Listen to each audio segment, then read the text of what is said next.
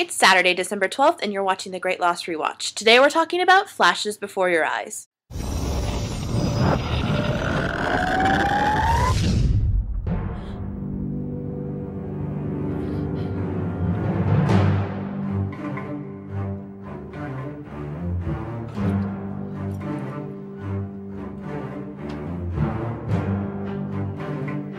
Let's all take a deep breath and mentally prepare, because this is one mind of an episode. Saeed and Locke are waiting, and they tell Hurley and Charlie the sad news about Echo. During this, Desmond starts to kind of freak out and look around, and all of a sudden he runs out to the water where Claire is drowning. Side note with that, does Claire not remember poor Joanna from season 1 who went out to take a swim and then drowned? Seriously. Charlie is just baffled by this and wondering how Desmond knew that Claire was drowning. But Hurley knows. That guy?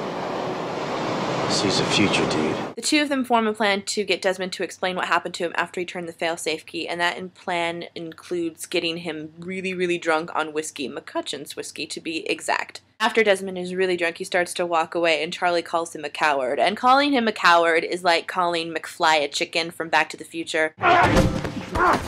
You don't want to know what happened to me! There's a bunch of these little flashes, and then Desmond wakes up in red paint, and he's in some kind of flat, and there is Penelope. And I think all of us at this moment were just like, what? What is going on? Desmond is going to go interview with Charles Widmore for a job, but these little things keep reminding him of like strange deja vu, like the clock says 1:08 and the microwave sounds like the countdown from The Hatch. Desmond goes to the job interview, but he tells Widmore he really didn't come for the job. He wanted to come to ask his permission to marry Penny. And at first, Widmore's kind of like, that's really noble of you, and then he pours some McCutcheon's whiskey, and you think he's going to be all nice to Desmond, but then he's like, why would I ever give my daughter over to someone like you? Such a jerk. Desmond is walking out of the Widmore building, and he sees Charlie performing Oasis's Wonderwall, and that triggers deja vu big time. And then I lost my tie, and Penny said, where was it? And then it started to rain, and... It's with this that Desmond realizes that he's lived this before. He goes to talk this over with his physicist friend Donovan. By the way, conveniently having a physicist friend. Donovan's a real skeptic, saying there's no such thing as time travel. Has he not seen season 5 of the show? And then Mama Cass's Make Your Own Kind of Music comes on, and then Desmond realizes that he knows exactly what's going to happen, that this team is going to score a goal, and some guy's going to come in and hit the bartender with a cricket bat, but those things don't happen. Later, Desmond goes to the shop to buy an engagement ring for Penelope. It's perfect. I'll take it. No, you won't. Huh? You don't buy the ring, Desmond. What? Which brings you to the island where you spend the next 3 years of your life entering numbers into the computer until you are forced to turn that fail-safe key. What?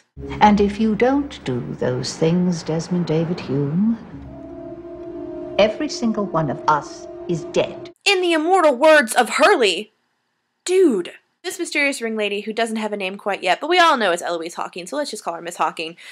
She points out that this man has red shoes on. He says, oh, it's just a bold fashion choice. And immediately I remember going, red shoes, that's important, red shoes. And sure enough, the guy with the red shoes is killed with a construction accident. Desmond says to her, you knew this was going to happen the whole time. Why didn't you save him?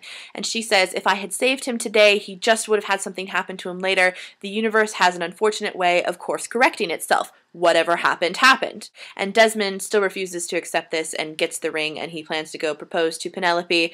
But then, once again, he has second thoughts, and he breaks her heart, and she calls him a coward, and he's made the same mistake yet again. After this, Desmond decides to drown his sorrows in the same pub that we saw him in with Donovan, and sure enough, Mama Cass's Make Your Own Kind of Music comes on again, and Desmond realizes that he had the facts straight just on the wrong day, and that everything he said was going to happen then happens. But instead of the bartender getting hit in the face with the cricket bat, Desmond gets hit in the face, and that results in him waking up naked in the jungle after turning the failsafe key. Desmond tells Charlie that what happened when he turned the failsafe key was that his life flashed before his eyes, and even though he's back, the flashes still happen. Desmond says the reason he's been doing these weird things, building that lightning-attracting tower and diving into the water to save Claire, it hasn't been to protect Claire, as a lot of us inferred it was to protect Charlie. You're gonna die, Charlie.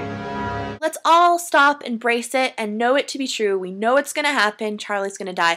Maybe if we do that, it will not hurt so much. That's flashes before your eyes. I mean, complete game changer of an episode.